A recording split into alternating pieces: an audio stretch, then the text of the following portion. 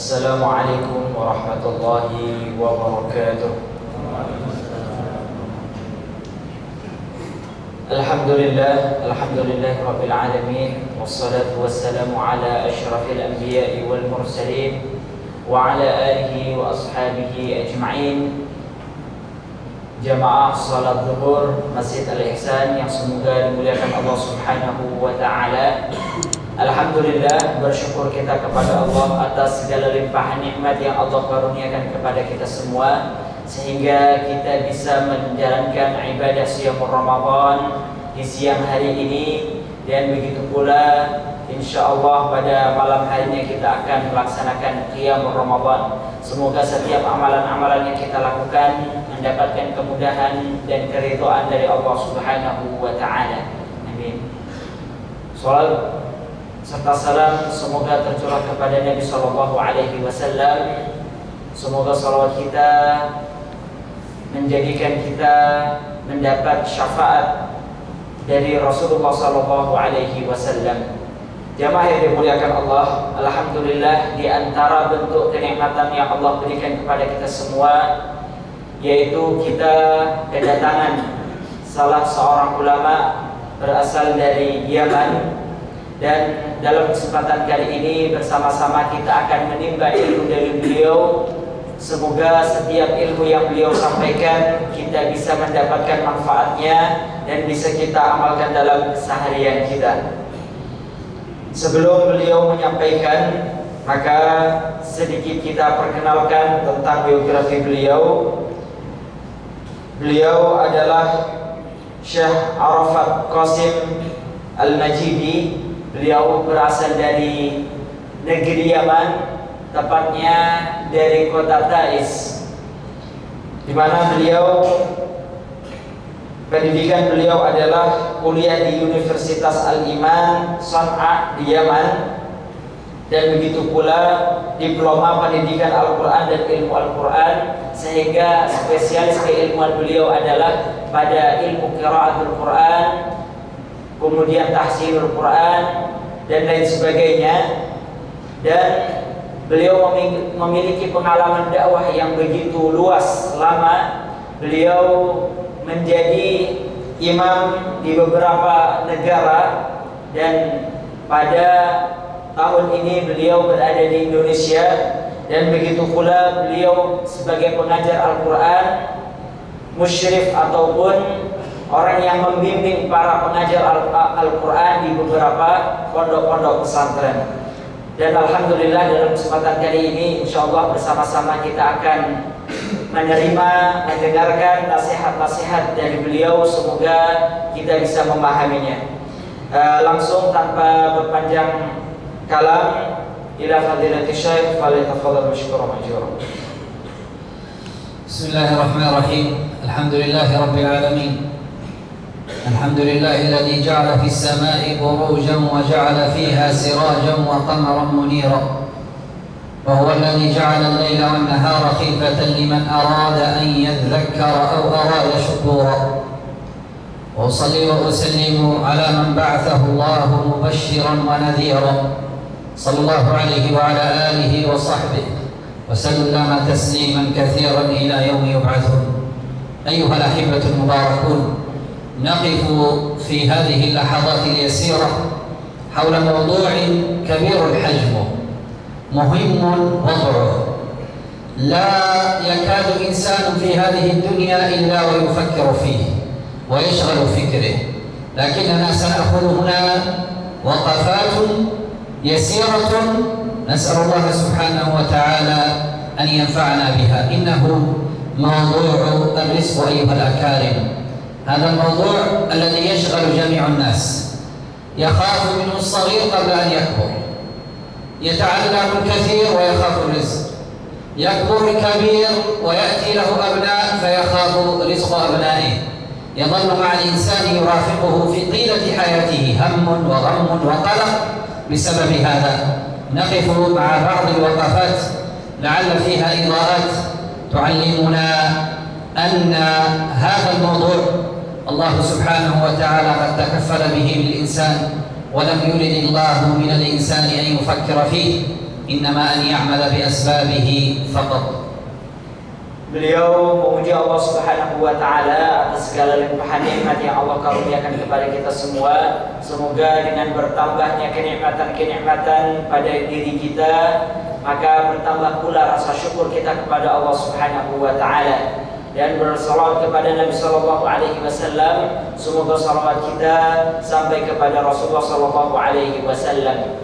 Dan beliau menyampaikan jamaah yang dimuliakan Allah, dalam kesempatan yang berbahagia ini, maka kita akan membicarakan satu hal penting, satu tema penting, yaitu tentang masalah rizki, di mana permasalahan ini menjadi hal yang sering dikhawatirkan oleh kebanyakan orang. Sebelum anak itu menjadi dewasa, maka dia khawatir terhadap hal ini. Ketika seseorang telah dewasa, maka dia khawatir terhadap hal ini, bagaimana dia mendapatkan pekerjaan dan lain sebagainya. Kemudian setelah dia bertambah dewasa, memiliki anak-anak, maka dia pun khawatir apakah anaknya akan mendapatkan rezeki sebagaimana yang telah ia dapatkan. Maka seluruhnya, kebanyakan manusia mengalami rasa cemas, rasa khawatir terhadap hal ini. Maka jemaah yang dimuliakan Allah, dalam kesempatan kali ini kita akan mengambil pelajaran-pelajaran penting terkait dengan masalah rizki yang Allah Subhanahu wa taala sesungguhnya telah menjaminnya terhadap hamba-hambanya. Ya ayyuhal ahibah, inna hunaka amrani qad takaffala Allah bihima lil insan. وليس عليه إلا أن يفعل بالسبب فقط، أمر الرزق وأمر الأجل.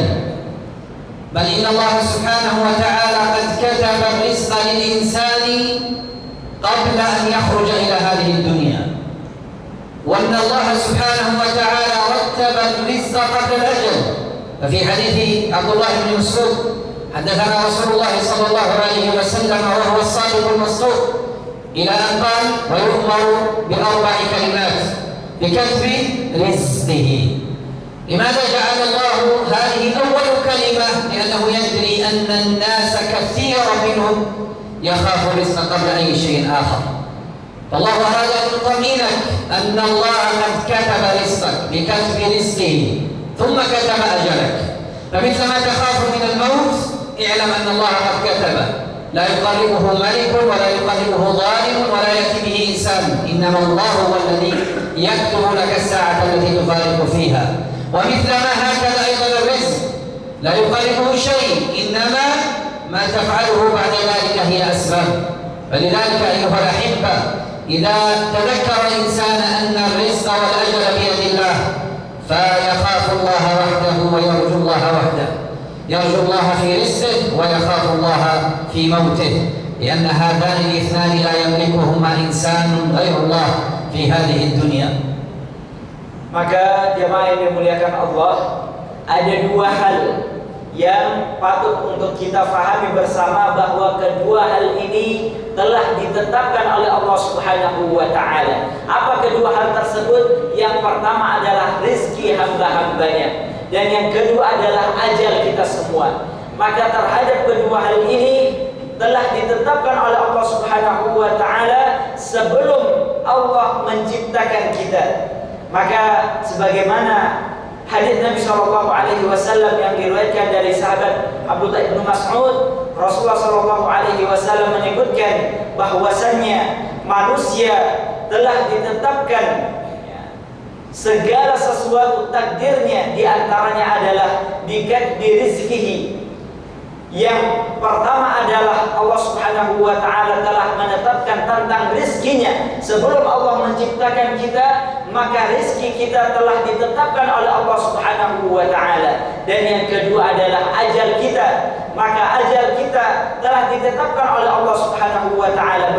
Berapa lama kita hidup, berapa hari, berapa tahun kita hidup, maka seluruhnya telah ditetapkan oleh Allah Subhanahu wa taala. Maka terhadap kedua hal ini tidak ada yang bisa merubahnya apakah dia raja, apakah dia orang kaya, orang miskin dan lain sebagainya, maka tidak ada yang bisa merubahnya karena Allah Subhanahu wa taala telah menetapkannya. Oleh karenanya hendaknya kita semua bisa bermohon kepada Allah Subhanahu wa taala dan kita hanya bisa berikhtiar untuk mendapatkannya, untuk menuju kepada hal tersebut. Manusia hanya bisa berusaha. Ketika Allah telah menetapkan rezeki kita, maka yang bisa kita lakukan adalah berusaha untuk mendapatkannya. Ketika Allah telah menetapkan ajal kita, maka kita hanya bisa menjalaninya. Kita tidak bisa merubahnya sedikit pun,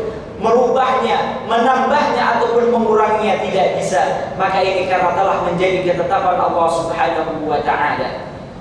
ولذلك إذا استعرضنا القرآن فإنه قد حوى الكثير من الآيات التي تؤكد هذا المعنى، تؤكد أن الرزق من عند الله، تؤكد أن ما دون الله من الدنيا وأسبابها لا بد أن يكون أولا الاعتقاد أن الرزق من الله وما دونه هو أسباب. قال الله سبحانه وتعالى: وفي السماء رزقكم وما توعدون. وقال الله سبحانه وتعالى: فابتغوا عند الله الرزق واشكروا له.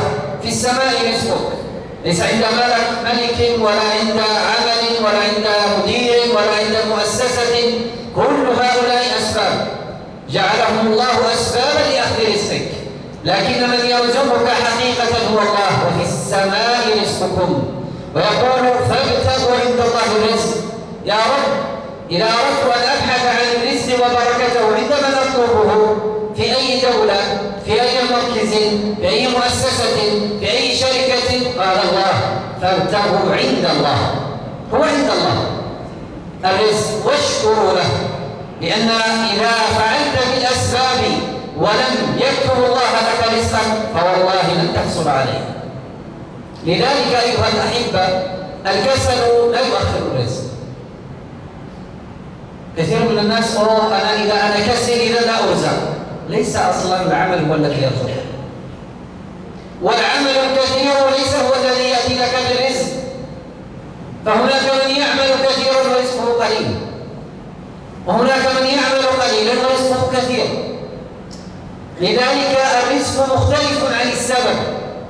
ولذلك قال العلماء: الله سبحانه وتعالى عندما أمرنا بالسير: فاسعوا فامشوا في مناكبها وكلوا من رزقه. يعلم الإنسان أن السبب يؤجر عليه وإن لم يرزق. فنحن عندما أفعل السبب ثم لا يرزقني الله لي أجر العمل بالسبب، أما الرزق لم يكتب الله لي. وعندما أعمل السبب ويرزقني الله أؤجر لأنني فعلت السبب وأحصل على رزق الذي قدره الله. إذن الأسباب ليست هي التي ترزق أيها الأحبة، وهذا مفهوم وقاعدة يجب أن ننتبه لها. لكن من لم يفعل بالسبب حرم أجر العمل بالأسباب ورزقه الله ما هو مقدر له. ومن عمل بالأسباب ولم يرزق أجره الله على أنه فعل بالسبب ولم يحصل من رزقه إلا ما كتبه الله له إن كان قليلا أو كثيرا. Maka di dalam masalah rezeki ini kita jangan sampai lupa, lepas daripada pesan-pesan Allah Subhanahu wa taala dalam Al-Qur'an tentang masalah rezeki, di mana Allah menyebutkan di dalam Al-Qur'an terkait dengan dari mana sumber rezeki itu. Apakah sumber rezeki itu dari tempat kita bekerja? Apakah sumber rezeki itu dari orang tua kita? Apakah sumber rezeki itu dari atasan kita dan lain sebagainya? Tidak, seluruhnya adalah wasilah saja. Sedangkan sumber utamanya adalah dari Allah Subhanahu wa taala. Sebagaimana firman Allah: "Wa fis samai rizqukum wa ma tu'adun." Dan di langitlah, dari langitlah rezeki itu berasal dan kalian dapatkan.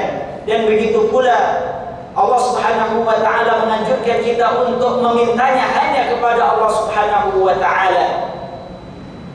Maka jamaah yang dimuliakan Allah, di dalam masalah rezeki ini, jamaah yang dimuliakan Allah, kita harus memahami bahwasannya ketika Allah memerintahkan kita untuk mencari rizki, apakah kita mencarinya dalam pekerjaan kita dan lain sebagainya, maka ingatlah bahwa sebab kita untuk mencari rizki itu berbeda dengan jatah yang Allah Subhanahu wa ta'ala berikan kepada kita semua. Permisalannya jemaah yang dimuliakan Allah, apakah seseorang itu karena kemalasannya akan menyebabkan dia berkurang rezekinya? Maka jawabannya tidak, jemaah yang dimuliakan Allah. Ketika seseorang bekerja, kemudian dia mendapatkan rizki dari pekerjaannya yang sedikit, maka itu adalah menjadi ketetapan Allah Subhanahu wa ta'ala. Ada orang yang malas-malasan pun dia mendapatkan rizki dari Allah Subhanahu wa ta'ala. Namun perbedaannya adalah, jemaah yang dimuliakan Allah, orang yang bekerja maksimal di dalam pekerjaannya, maka pertama dia mendapatkan pahala daripada pekerjaannya. Meskipun hasil daripada pekerjaannya itu sedikit, maka dia tetap mendapatkan pahala dari Allah Subhanahu wa ta'ala. Ada juga orang yang kedua, jamaah sekalian, dia bermalas-malasan di dalam pekerjaannya, namun dia mendapatkan rizki yang banyak. Maka sesungguhnya ini menunjukkan bahwasanya rizki Allah lah yang telah mengaturnya. Dan begitu pula jamaah yang dimuliakan Allah, terkait dengan rizki ini juga kita harus memahami bahwasannya Allah lah yang mengaturnya, sebagaimana yang telah kita sebutkan tadi. Betapa banyak orang yang bekerja keras, kemudian takdir ataupun ketetapan Allah baginya dalam masalah rizki sebagaimana yang telah Allah tetapkan. Maka sekali lagi, rizki Allah tidak ada kaitannya dengan usaha kita. Usaha kita adalah terkait dengan apa yang Allah perintahkan kepada kita. Maka di dalam Al-Quran Allah menyebutkan fantashiru fil ard wabtaghu min fadlillah. Bertebarlah kalian di muka bumi ini di dalam rangka mencari keutamaan fadilah rizki Allah Subhanahu wa ta'ala. Adapun hasilnya Allah lah yang menentukannya. أيها الأحبة، الرسالة الثانية باب رزقك لن يأخذه ولن يدخل منه غيرك وإن سبقك. إذا كتب الله لك باب رزق في هذا المكان لكنه حضر إنسان قبلك ذهب قبل أن تأتي، لن يأخذه منك. وباب رزق غيرك لن تأخذه ولو سبقته. ولذلك نجد قد نقدم في عمل، في شركة، في مؤسسة، وندعو مبكرا سبحان الله وأذكر الأسباب وأظن أنني المستحق وأنني الأفضل وأنني المناسب وأنني الذي ربما سأجد هذا العمل، ومع ذلك أفعل كل هذه الأسباب ومع ذلك لا أستطيع. ويأتي إنسان آخر بعدي بوقت طويل ويدخل ويعمل. إذا فهمنا هذه القاعدة هذا يجعلنا لا نحسد غيرنا، يجعلنا لا نظلم غيرنا، يجعلنا لا أشوه سمعة غيري لأنني أظن أريد أن آخذ هذا العمل. فالمؤمن يؤمن عقيدة تامة أن الباب الذي كتب الله له فيه رزقا سيأخذه ولو سبقه الآلاف إلى ذلك الباب، سيكون أمامه مغلق، إن الله لم يكتب له أن يدخل هنا. وأن الباب الذي كتبه الله رزقا لغيره، والله لو كذبت، والله لو غششت، والله لو حاولت أن تشوه سمعته، لو حاولت أن تفعل كل سبب لتحصل عليه لن تحصل. فالباب الذي كتب الله لك فيه رزقا ستأخذه، والباب الذي لم يكتب الله لك فيه رزقا لن تستطيع أن تأخذه. فإذا فهم الإنسان هذه القاعدة جعل نفسه مطمئنا وما عليه إلا أن يفعل السبب، أما النتائج فهي على الله. Maka jemaah yang dimuliakan Allah, poin yang kedua di dalam masalah rezeki yang perlu untuk kita tanamkan di dalam setiap jiwa kita itu adalah rezeki yang Allah berikan kepada kita tidak akan bisa diambil oleh orang selain kita. Dan begitu pula rezeki yang Allah tetapkan kepada orang selain kita itu tidak akan bisa kita mengambilnya. Seluruhnya telah Allah tetapkan masing-masing rezeki di antara kita. Ketika Allah Subhanahu wa ta'ala membukakan pintu rizki untuk seseorang, maka ketika Allah tidak membukakannya untuk kita, maka kita tidak bisa memasukinya. Dan begitu pula ketika Allah membukakan satu pintu rizki untuk kita, maka orang lain yang tidak Allah tetapkan untuk bisa masuk ke dalam pintu tersebut, maka mereka tidak bisa memasukinya kecuali kita. Maka ketika kita memahami akan hal ini dengan baik, bahwasannya rizki yang kita dapatkan tidak akan direbut oleh orang lain, maka yang terjadi adalah kita akan merasakan ketenangan, kenyamanan. Kita tidak akan hasad dengan orang, kita tidak akan iri dengan orang, kita tidak akan berusaha untuk menzalimi orang lain, menipu orang lain dengan perkiraan ataupun keyakinan bahwasannya kita bisa mengambil jatah rizki orang lain. Tidak, jemaah yang dimuliakan Allah, karena seluruhnya telah ditetapkan oleh Allah Subhanahu wa ta'ala. Ada orang yang mungkin dia sama-sama kerja dalam satu tempat kerja, satunya malas-malasan, satunya rajin, namun ketika Allah telah menetapkan rizki, kadar rizki masing-masing di antara mereka, maka seluruhnya akan mendapatkan apa yang menjadi ketetapan Allah Subhanahu wa ta'ala. Maka hal ini yang menyebabkan kita menjadi tenang dan kita merasa bahwasannya apa yang telah Allah tetapkan bagi kita, maka itu akan menjadi hak kita dan tidak bisa diambil oleh orang lain. Ar-risalatul rabi'ah ayyuhal ahibbah, الرزق من الله سبحانه وتعالى قد يكون لبعض الناس في دخول الكثير من المال، وقد يكون لبعض الناس في خروج القليل من المال. لأن كثير من الناس يظن أن الرزق لم يدخل فقط، لا، هناك رزق آخر كم يخرج. فهناك من يجعل الله رزقه في إدخال المال كبير، راتبه كثير، ماله كثير يدخل، لكنه في المقابل يخرج كثيرا جدا. مرض أولاده، مصائب، ابتلاءات، سبحان الله، احتياجات، أشياء كثيرة جدا. فهذا الله جعل رزقه في الدخول كبير، لكنه هو مبتلى في إخراج الرزق. وهناك من جعل الله رزقه في إدخال المال قليل، لكن الله سبحانه وتعالى بارك له فيه، فلا يخرج منه إلا القليل، يجد ما زال يحتفظ بماله. لماذا؟ الحمد لله، أبناؤه صحة، بدنه صحيح، زوجته ترضى، وسبحان الله متعاون، بيته مطمئن، أسرته سبحان الله تجد فيهم الراحة والطمأنينة، مع أن إدخال رزقه قليل لكن إخراجه قليل. فلذلك أيها الأحبة، إذا أردت أن تعرف هل الله رزقك، فكر في هذين الأمرين، لأن الكثير من الناس يفكر في إدخال المال ولا يدري أن هذا ربما الذي ماله كثير يدخل، لكن يخرج الكثير في المقابل ما بين مصائب وابتلاءات وغير ذلك. Jemaah yang dimuliakan Allah, poin yang ketiga dalam masalah rezeki yang perlu untuk kita pahami bersama, bahwa dalam masalah jatah rezeki ini tidak hanya terpatok pada apa yang kita dapatkan.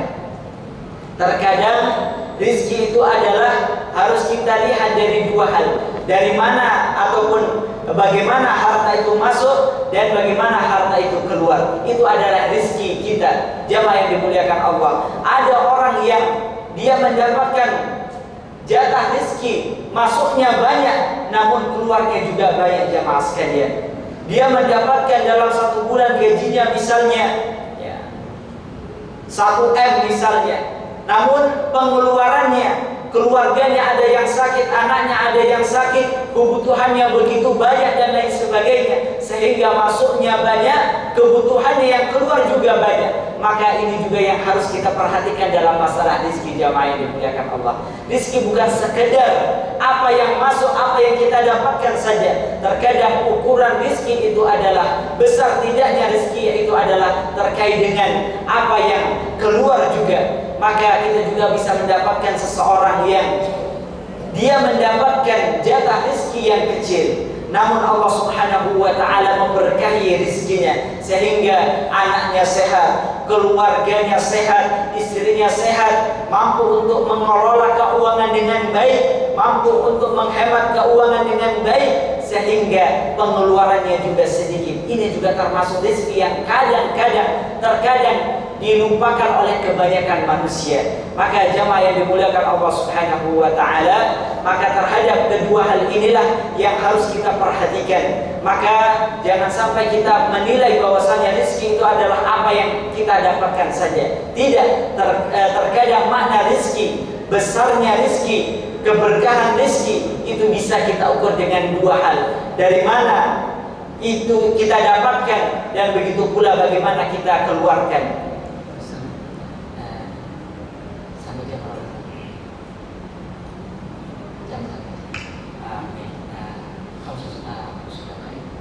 طيب القاعدة الرابعة ونختم بها لأجل الوقت بالنسبة لهذه المسألة التي ربما تحتاج وقفات كثيرة، لكن القاعدة الرابعة وأختم بها أيها الأحبة، لابد أن تعلمون أن الرزق ليس له علاقة بالصلاح أو بغير الصلاح، إنما بركة الرزق لها علاقة بالإنسان الصالح، أن الله يرزقه بركة رزقه، لكن ليس علاقتها بالصلاح.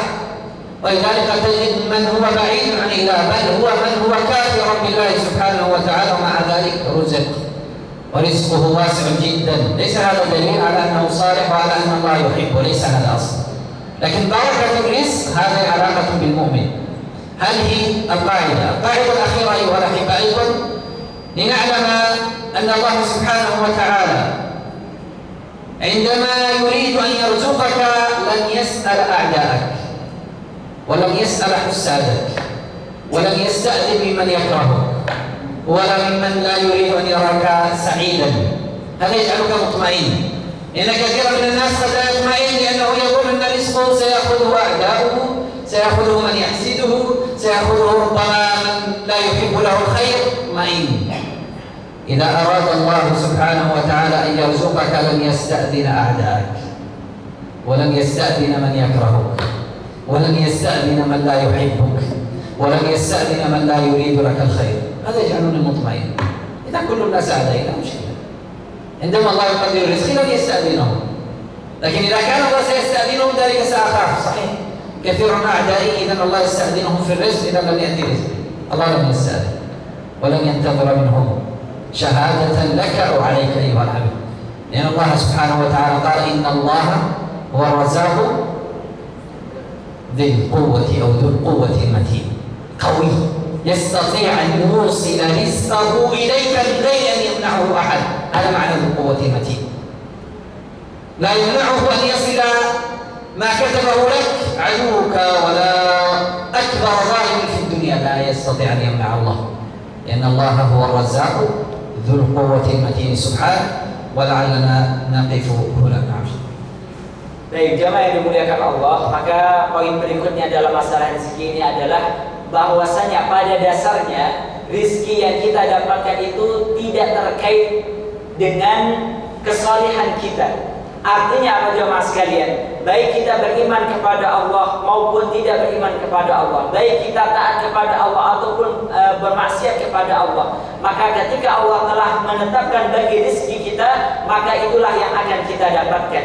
Namun terkait dengan keberkahan rezeki itulah yang berkaitan dengan keimanan seseorang, kesalehan seseorang, sehingga kita mendapatkan ada orang yang kafir, tidak beriman kepada Allah, ada orang yang bermaksiat kepada Allah, namun rezekinya banyak, namun rezekinya besar dan lain sebagainya. Dan ada pula mereka yang taat kepada Allah Subhanahu wa taala, namun rezekinya tidak sebanyak dan tidak sebesar mereka yang tidak beriman kepada Allah Subhanahu wa taala. Namun perbedaannya adalah mereka yang beriman kepada Allah dengan terhadap rezekinya itu, maka Allah akan berkahi. Namun mereka yang tidak beriman kepada Allah, sebanyak apapun rezeki yang mereka dapatkan, maka tidak ada keberkahan di dalam rezeki mereka. Itulah yang membedakan antara rezeki orang-orang beriman dengan mereka yang tidak beriman kepada Allah. Orang yang beriman kepada Allah, rizkinya meskipun sedikit maka akan menjadi berkah, digunakan untuk ketaatan, digunakan untuk hal-hal yang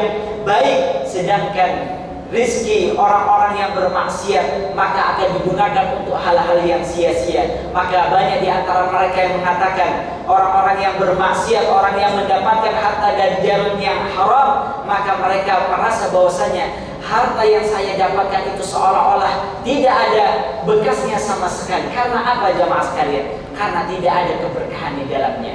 Kemudian yang terakhir adalah terkait dengan masalah rezeki yang perlu untuk kita ketahui bahwasannya rezeki yang kita dapatkan itu akan kita dapatkan meskipun dengan kelemahan kita. Maka di dalam Al-Quran Allah menyebutkan Innallaha huwa razzaqu dzul quwwatil matin. Sesungguhnya Allah Subhanahu wa taala itu adalah zat yang pemberi rizki, ya. Ar-Razzaq, Allah adalah zat yang pemberi rizki, dzul quwwatil matin, dan yang memiliki kekuatan yang sangat besar. Artinya apa jamaah sekalian? Allah lah yang memberikan rizki kepada kita. Meskipun kita dhaif, lemah, maka Allah akan menghantarkan rezeki itu kepada kita. Sehingga dari sini kita bisa memahami bahwa meskipun orang hasad dengan kita, benci dengan kita, kuat, memiliki kekuasaan, mampu untuk menghalangi, apakah dia mampu untuk menghalangi kita dari rezeki Allah? Maka tidak. Jadi kalau ada orang yang memusuhi kita, kemudian hendak menghalangi kita untuk mendapatkan rezeki, pada dasarnya hal itu mereka tidak bisa melakukannya. Karena apa?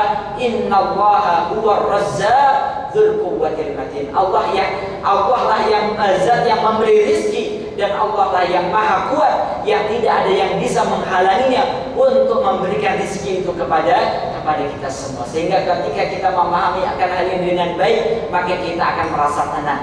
Kalau ada yang memusuhi kita, maka mereka tidak bisa menolak rezeki yang Allah tetapkan untuk kita. Kalau ada orang yang hasad kepada kita, maka kita akan merasa tenang, karena mereka tidak sekuat apapun mereka, maka mereka tidak bisa menghalangi rezeki itu untuk kita mendapatkannya. Jamaah yang dimuliakan Allah Subhanahu wa taala, itulah yang bisa beliau sampaikan dalam masalah keimanan kita terhadap Allah Subhanahu wa taala, khususnya dalam masalah rezeki. Karena inilah yang menjadi kebanyakan manusia kufur karena masalah rezeki jamaah sekalian. Rasa takutnya, rasa tidak percayanya dia kepada Allah Subhanahu wa taala, sehingga dia membuat dia kufur. Betapa banyak orang yang mencuri karena apa? Takut rezeki jamaah sekalian, takut kehilangan rezeki. Rela untuk menzalimi orang lain. Karena apa dia melakukannya?